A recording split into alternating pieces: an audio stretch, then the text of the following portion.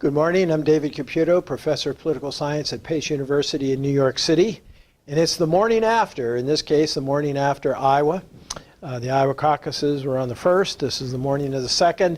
And while I don't especially like instant analysis, I feel compelled to do instant analysis. So let's talk for a little bit about the Iowa caucuses. I'll have two lectures on the outcome. One will deal with the candidates and the results, and the second will deal with the political parties, because I think both political parties have some unique problems right now that they have to face going forward. So first of all, let's talk about the caucuses themselves. Remember that the Republicans had a straw ballot, okay, which means that you went in and you had a chance to vote for the person that you want to be president. In this particular case, the upset occurred. Donald Trump, who everyone, at least Trump, argued he would run the table and do very well initially, did not do well. And surprisingly, he was beaten by Ted Cruz. And Marco Rubio, even though he comes in third place, this is what's interesting about these early contests, you can come in third and still be perhaps the major winner. Although I think that, in fairness to Senator Cruz, he was the major winner last night, and Donald Trump was the major loser. A couple of things about the Trump campaign at this point. Clearly, his invincibility is gone. Some people are writing today that this is the beginning of the end. I think perhaps it might be the end of the beginning, in the sense that he still has plenty of opportunity to recover and to move on from there. Clearly, he needs to win New Hampshire, and he needs to win New Hampshire in a very clear fashion. There's no reason why he shouldn't, with a week to go, with a 30-point lead, that he shouldn't be able to do reasonably well in New Hampshire. But if both Cruz and Rubio and the other candidates, okay, who did not fare well in Iowa, i.e. the three governors, if they're able to close the gap and become viable candidates, then the task for Mr. Trump will be more difficult. So the other thing is that I think Trump now realizes, or at least his campaign should realize, that he has to prepare for a long haul. This is not something that's going to be over quickly. This is something that's going to go on at least to the middle of March and probably into April, and perhaps even to the convention. Okay? So this is going to force him to spend more money on organization, more money on planning, more money on staff. Very deep pockets, but are his pockets $100 million, $200 million deep in terms of what it would cost him to go forward and see this through? Remains to be seen. Now for Cruz, clearly the most interesting aspect of the Cruz victory was his organization. Supposedly very much data-driven in terms of looking at their various supporters and so forth, making sure those supporters were contacted X amount of times, gotten notice, got them out to the polls and so forth and so on. Very impressive. But also remember, Iowa's a relatively compact state, and even though you had a surge in turnout, last figure I saw was in the low 180s, 180,000, which is about 60,000 more than the previous high, you do not see that type of organization in other states. So Cruz has to be able to replicate that. And there's no evidence that he has that type of organization in, so for instance, New Hampshire. So where does Cruz pick up votes? Okay, he picks up votes from evangelicals, but other than that, what's his base going forward? He can argue he's a true conservative, but it seems to me he has to chip away at Trump and also at Rubio support. And I think it may be difficult because of his very strident positions on some issues, that Rubio's perhaps a slightly bit more moderate, and Trump is Trump. So I think the question for Senator Cruz is, can he break out of this 15 to 20 to 25 to high 20 percentage and really become a broader base candidate? It will remain to be seen. Otherwise, he runs a risk of becoming the Rick Santorum of 2016. There is, I think, a very important point, though, regarding Senator Cruz. The Republican primary in South Carolina ought to be a very strong showing for him. March 1st primaries are largely in the South with large evangelical bases. If he becomes the evangelical candidate, replacing, not splitting that vote as he did with Trump, then very interestingly, what happens is that he's able to gather perhaps 30 to 40%, puts him in position to force this to go on and on. Marco Rubio needs to build off the evening. There's a lot of discussion, if you watched any of the talking heads last night, a lot of discussion about how he is now the establishment candidate. I think he has to be very careful that he doesn't fall into that trap.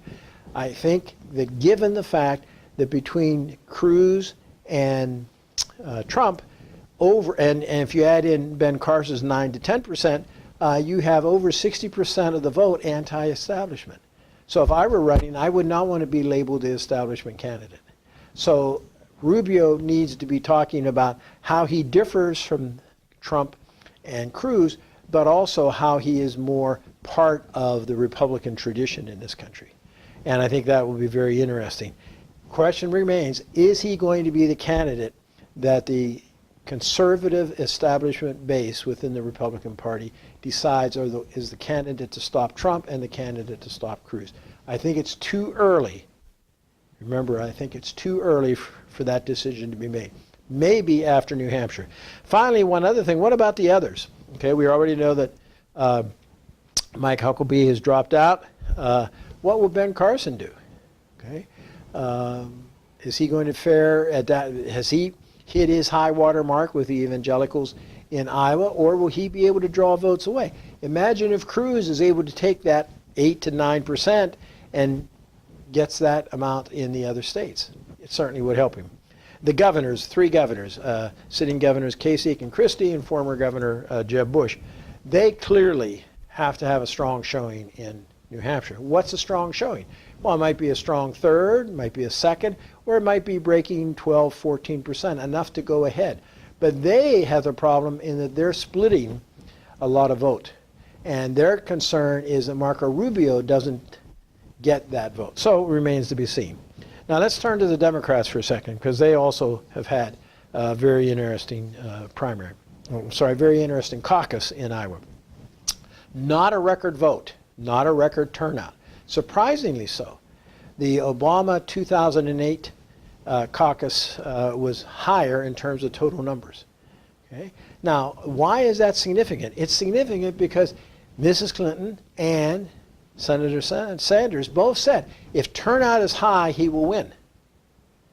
Okay, turnout wasn't high, and he almost won, and actually he did win, because perception is dead heat, a tie.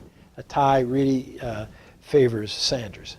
Okay, so what does this mean? Well, I think what it does is for Secretary Clinton, it means she held her base. She clearly had a better organization. Iowa was a difficult state for her. If you look where Sanders ran well, he ran well in the same areas of eastern Iowa that President Obama ran well in 2008. So he was able to get that liberal vote. She was not. Secondly, he clearly motivated and mobilized a large number of younger voters. Okay? Mrs. Clinton has a distinct problem with the younger voter. Whether it's disagreement with her, whether it's a disagreement with her policies, a dislike for her remains to be seen. But she has not been able to make that connection. And I think she will try to do that in the weeks ahead. Now, she has, I think, one of the more interesting decisions to make in the next few days, and that is how much time does she put into New Hampshire? It'd be very unlikely for her to win New Hampshire and defeat Senator Sanders. So where does she go? Well, she has a lot of contests coming up. She could get a leg up by spending perhaps half the time in New Hampshire and half the time other places. At the same time, she doesn't want to get totally trampled in New Hampshire by Senator Sanders. So she has clearly some major decisions to make in the next few days. The other issue that comes up is, since Sanders has done so well in Iowa, does this position him then for a longer, more involved race than many Democrats thought, or does it not? We'll come back to that in a second. Not for Sanders. Voters did turn out in certain areas, and college-age youth were significant in their support for him. Okay? He was able to mobilize and organize on college campuses. But the interesting question is he the Ted Cruz and Donald Trump of the Democratic Party right now? By that I mean, is he the anti-establishment candidate? Clearly, he argues that he's raising issues and so forth that other people are not. He's raising money, but does he have the resources to prevail in a long and drawn-out battle? In other words, he may have upfront money. Raising $20 million in January is not insignificant, but remember, even with $20 million raised in January, he has the difficulty of using that money through the month of March, and March 1st and 15th are a series of decisive votes. So must wait and see. But I think clearly Iowa energizes the Sanders campaign and also shows that Mrs. Clinton is not invincible. Okay? So as we go ahead, the Iowa caucus has clearly shook the two races up, okay? In the sense that it shows Trump's invisibility, gives Rubio a quick rise in the polls, and clearly establishes Cruz as the front runner at this point in time. On the Democratic side, it means that Sanders is running toe-to-toe in a state as diverse as Iowa, as Secretary Clinton. I would argue Nevada and South Carolina are coming up for both the Democrats and Republicans, staggered dates. But as important as they may be, the March 1st and March 15th primaries and caucuses are much more important. Here you have over 15 states that will have contests.